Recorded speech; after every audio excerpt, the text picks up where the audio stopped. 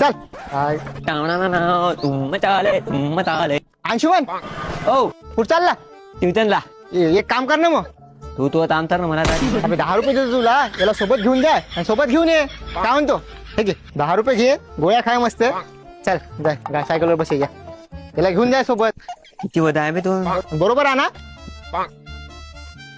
किती खातो बे थातोड्या टमाटर भले मजेदार ओ टमाटर मध्ये मध्ये अंशुमन आला का आलो आपल्या पोराला पाडलेलं आहे का आलं बाप तुमचं पोरग विचारलो मी एक काम करा हे तुमच्या 5 रुपये